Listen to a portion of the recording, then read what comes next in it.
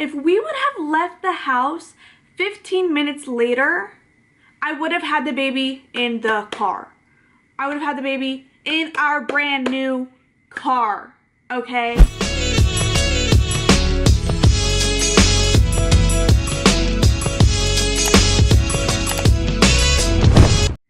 Hey guys, what's up? Welcome back to my channel. My name is Claire Duletsky, and in today's video, I'm going to be sharing my birth story with you guys.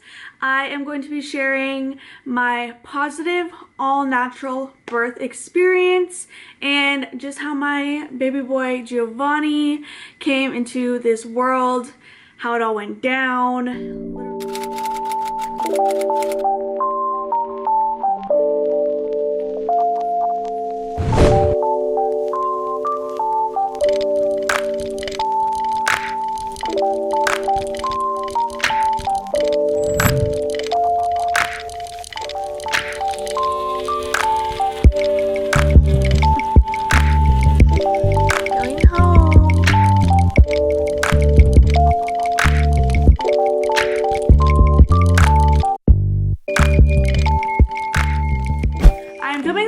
While he is asleep, so hopefully I can get through it. This is Buster.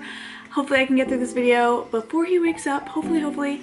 But yeah, I wanted to start by saying, if you are an expecting mom, if you are a mom already, congratulations. It is the most fulfilling, most beautiful experience. I am currently 6 weeks postpartum, and it has been a journey that I am so deeply enjoying and so grateful for. I had a positive, all-natural birth experience, so I'm just going to be sharing that with you guys. I have a nice glass of fresh Kangen. If you know, you know. If you don't know, you need to know, okay? In this video, I'm not going to be talking about how I prepared for birth. I am planning on doing a video where I share just kind of like my tips for preparing for an all-natural birth, because I truly believe I manifested my ideal experience. My birth went exactly as I pictured it in my head and exactly as I visualized it and hoped it would go. So I'm super grateful for that. I'm super grateful for the experience that I personally had. And yeah, let's just get into the story. I gave birth to Giovanni on Friday, February 26th, 2021, baby, at 9:36 a.m. My due date was Sunday the 19th, so I was 5 days overdue. He was cooking for a little bit longer. On Thursday, the day before I went into labor, and days prior to me going into labor, I had started experiencing excruciating back pain. Like horrible back pain. So bad that I could barely even walk. I didn't want to do anything. I thought it was just my sciatic nerve. I thought the baby was sitting on my back weird. He was sitting in my back, honey. Let me just tell you that. Okay. Anyways, so I'd started experiencing excruciating back pain. I didn't want to do anything, but on Thursday, Hector and I went car shopping because before having the baby, we got a Camry. So I was driving a 2020 Toyota Camry, and we're like, oh perfect, we need this for the baby, yada yada. Then we decided this bitch is too small, okay? How are we going to fit anything with as much as we travel and with all the things that we do in the trunk of this Camry? Like, it's just not happening. The seats in the back were small, like the back seat area was too small. We loved her, but she had to go. So the day before I went to labor, we went car shopping, and we actually bought a new car. So I got a mom car, which I'm so grateful for. It is beautiful and we love it so much. I am so grateful that we got it. Anyways, so we went car shopping. I had the worst back pain. I went on my Instagram and I was like, just asking, I have horrible back pain. Does anybody know what I can do to get rid of it? And multiple people were like, girl, you're probably going into early back labor. Like, you're probably gonna have back labor, right? And I'm like, oh yeah, maybe, you know, like, I don't know what the fuck, you know, I don't know anything. So I was like, oh yeah, whatever. We go to bed that night. I wake up at about 3:30 in the morning and I start having contractions. So I went into labor about 3:30 a.m. My contractions were not super bad, but I was in pain. I was just breathing through them, telling myself, bitch, you got this, you know, like your body was made for this. Telling myself all the positive things I needed to hear. Hector was still asleep. I didn't wake him up because it wasn't that bad. And then he woke up around 5:30. I told him, hey, I'm in a lot of pain. I think something's happening, like I think the baby's coming today. Side note, I had an appointment on that Tuesday and I was only 2 centimeters dilated on Tuesday, but my midwife told me she would be on call on Friday. So the rest of the week I was telling everybody I think he's gonna wait until Friday because I want her to deliver him. He wants her to deliver him. My baby wants my doctor to deliver him. Okay, so I was like, he's gonna wait until Friday, he's gonna come on Friday because my midwife is going to be delivering babies on Friday. So I already knew he was coming. So I tried to manifest that he was gonna come on Friday. If you're unaware with how the birthing process works, typically in most situations, it's not your doctor that delivers your baby unless you set that up. It's usually just the doctor that's on call that day that delivers the babies, and thank God mine was, because I didn't want to deliver my baby with some random person, you know? Like, grateful to all the doctors out there, to all the labor and delivery doctors, but like, what is the point in forming a relationship with the doctor if they're not even going to be the one that births your baby? So I'm just very grateful that she was there. I knew it was going to happen like that. Anyways, Hector woke up around 5:30. I was like, hey, I'm in a lot of pain. I think something's happening. So he went to work to get some things done before we had to go to the hospital, because I was like, I don't want to go yet. You know, like I'm having contractions, but I can kind of like push through them. My plan anyways was to do all the hard labor at home for as long as possible before I went to the hospital, because I'm the kind of person, if I'm going to be uncomfortable, if I'm going to be in a lot of pain, I would rather be at home in my own environment where I can do what I need to do. For example, in my situation, I needed to lay on the bathroom floor, I needed to lay on the closet floor, and I needed to lay in my bed in a rotation. You know, I can't lay on the floor in the hospital. So my contractions started getting worse and worse, closer and closer together. I knew we needed to go to the hospital. I knew we were gonna have to go to the hospital when Hector got back from work. So I took the time, the like 2 hours that he was working, to try to gather myself, to try to get myself together, to get myself dressed, right? No. My contractions were so intense to the point that I was laying on the ground having a contraction. I would stand up to try to get dressed and I'd have to lay back down because I had another one. Which I didn't think, like, bitch, go to the hospital right now. Like, go to the hospital. You're supposed to go to the hospital when your contractions are that bad and that close together. I was like, no, my water hasn't broken, so we don't need to go yet. All of my labor was in my back. I had back labor 150%. I don't think I had one single contraction in the front. I don't even know what that feels like because it was all in my back. It was like period cramps times 1 million. It was intense. Another symptom of my labor was I did have diarrhea, so I was constantly going to the bathroom. That's why I was laying on the bathroom floor. Afterwards, like, I would go to the bathroom, lay on the bathroom floor, go to the closet, try to get ready, lay on the closet floor, go to the bed, lay on the heating pad, go back to the bathroom because I had to go to the bathroom again. So that was that. In all transparency, sorry if that's TMI, but what do you want me to say? Like, I'm just being honest here and telling you my transparent experience. So that was that, which I'm actually very grateful for, because I'm 99.9% sure I did not poop during labor. And I'm not even gonna lie, ladies, that was one of my worst fears, is pooping during labor. And I would know if I did, and girl, I didn't. Anyways, okay. So that was happening. That was my situation. Rotating, in a lot of pain. Water hasn't broken yet. Hector gets home. It's around 7:30, 8-ish.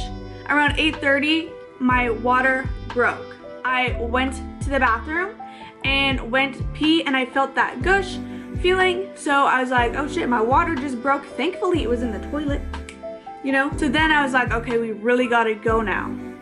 When I stood up from the toilet, guys, the pressure I felt was intense. It was insane. When the baby's coming, it feels like the baby's gonna come out of your butt. Like, it's a weird pressure, and if you've had a baby, you know what I'm talking about. If you're gonna have a baby, you'll know what I'm talking about when it happens to you, if it happens to you. Weird pressure. I was like, okay, we have to go now. So I got my shit together real quick, got it together, because I was like, holy fuck, this pressure, like the baby's gonna come out. You know, like that's how it felt. So much pain that sitting down, like in that position, like on the toilet, was the only position that felt okay. So I went to the bathroom one more time. I was like, okay, get to the car, girl, get to the car.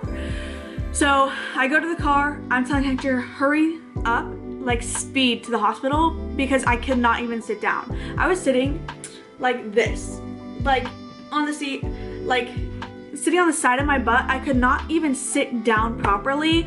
So we get to the hospital. It's only like a 10-15 minute drive from our house, thankfully. We get to the hospital, pull up to the front, and when we were pulling up, you guys, my body starts convulsing and it wanted me to push. It wanted me to push in that moment right there. I'm telling you, if we would have left the house, 15 minutes later, I would have had the baby in the car. I would have had the baby in our brand new car. That baby was coming. My body wanted me to push. I was like, whoa, you know? So Hector goes in, gets the people. They bring me out a wheelchair. They're wheeling me to the room. He's parking the car. They're like, are you feeling any pressure? I'm like, yeah, girl. Like, my body wants me to push right now and this baby's coming out. Like, we are pushing ASAP Rocky. Okay, my camera got too hot. It's the only bad thing about this camera. Anyways, they wheel me to the room. Hector's parking the car. They're asking me if I'm feeling pressure, and I'm telling them the baby's coming. Okay, like, yeah, a lot of pressure. I get to the room, change into the gown, lay on the bed. They check my cervix and are like, oh my God, yeah, you're fully whatever effaced. I think that's what's called. You're fully dilated, you're fully effaced. The baby's head is literally right there. You're ready to go. Hector gets to the room. My midwife gets there and she's like, what the hell, you know? Everyone is like, what the hell? Very chaotic. Okay, I'm not gonna lie. My experience, it was a very chaotic experience, but it was quick and that's how I wanted it to go.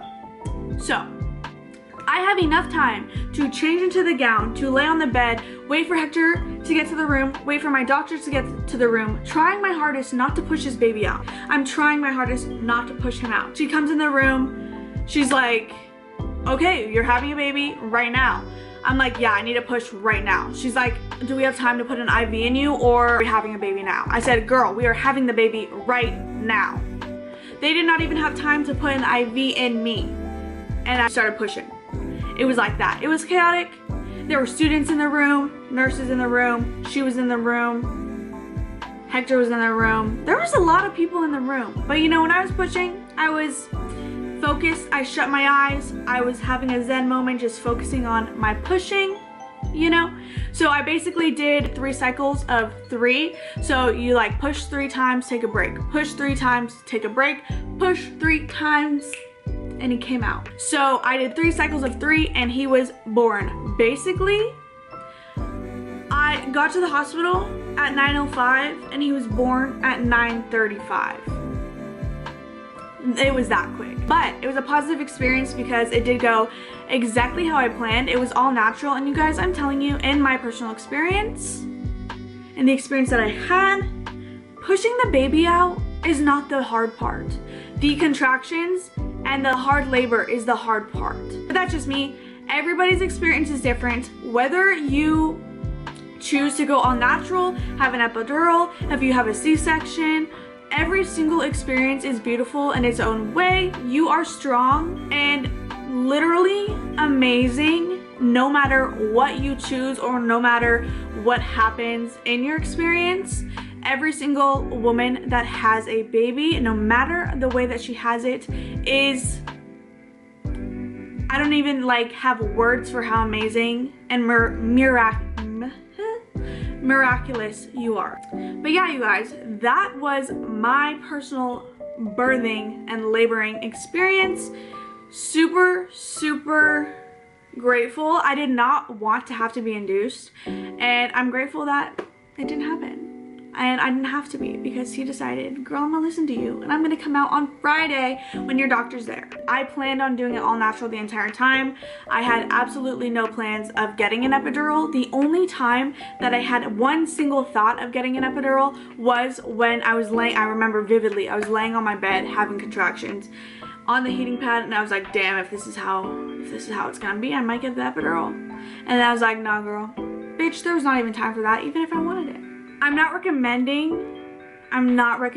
that you labor at home for as long as I did, because if I did do anything a little bit differently, I would have just gone a little bit sooner so that it wasn't so chaotic for everybody involved, because like my midwife was even like, girl, if you have another baby, just come a little bit sooner, you know, so I can be a little bit more prepared. Like they weren't expecting to start their day like that. Yeah, but you know, it was cool. It was good. We stayed in the hospital for the 48 hours just because my insurance covered it, and you might as well. If your insurance covers it, just stay in the hospital for the 48 hours unless you're like dying to go home.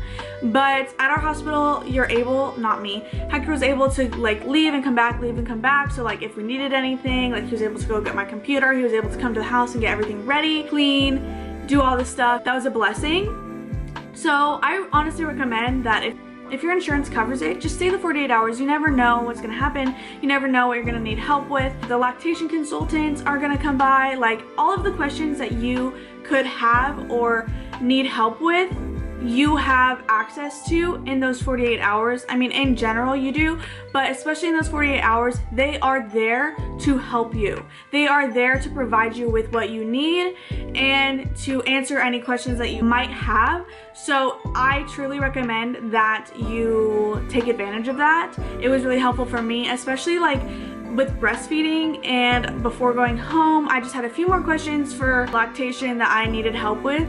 Take advantage of the resources that are there for you. Ask all the questions that you have to ask. Do not be afraid of anything. Like those people, those nurses and consultants and doctors are there to help you and are there for you. That's their job. They're there for you. They want the best for you and your family and your baby. So take advantage of all of the resources that are available to you. And yeah, that's honestly all I really have for this video. I want to share my postpartum journey in its entirety with you guys in the most transparent and authentic way. I hope you guys enjoyed this video, and I will see you in the next one. Bye.